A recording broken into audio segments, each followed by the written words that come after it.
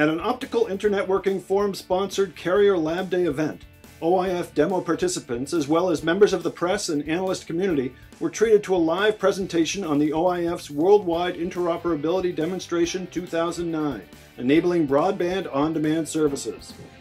The keynote presenter, Verizon's Vice President of Network Architecture, Dr. Stu Elby, spoke on the importance of multi-carrier, multi-vendor interoperability. We're now building extensively into terrestrial-based to interconnect those transoceanic routes, and expanding to multiple vendors within our network, not a single vendor, and at the same time starting to talk to the other carriers, including the 6 others that are at the table today, about how we might actually use this for business purposes to interconnect our networks. OIF President Hans-Martin Feusel of Deutsche Telekom provided opening remarks and spoke on the comprehensive 3-month test of interoperable data and control plane technology, which enabled end-to-end dynamically provisioned carrier-grade broadband services. A few remarks about the OIF, the Optical Internetworking Forum. So it's interworking. It's not just the name of the OIF, but it's also program and activity.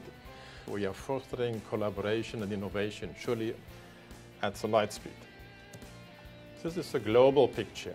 It shows you the 7 carriers, Verizon in Waltham, Deutsche Telekom facilities in Berlin, Orange Labs in Lannion, Telecom Italia Labs in Torino, KDDI and NTT in Tokyo, and China Telecom Labs in Beijing.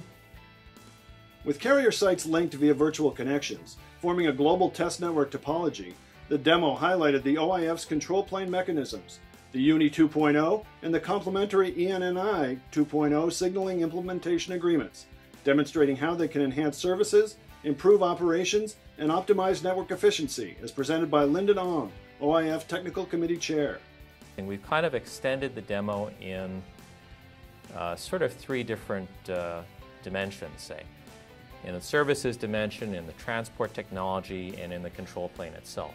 The OIF's 4th worldwide interoperability demonstration, including testing of EVPL services in the control and data planes over diverse multiple transport technologies, including packet transport using PBBTE and MPLS-based transport, next-generation TDM and wavelength transport using OTN, and legacy TDM transport using SONET SDH.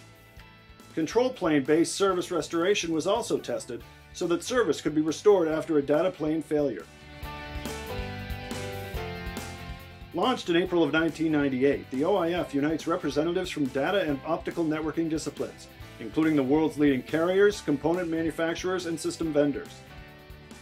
The OIF promotes the development and deployment of interoperable networking solutions and services through the creation of implementation agreements for optical networking systems and optical interconnect network processing and component technologies. The OIF actively supports and extends the work of standards bodies with the goal of promoting worldwide compatibility of optical internetworking products.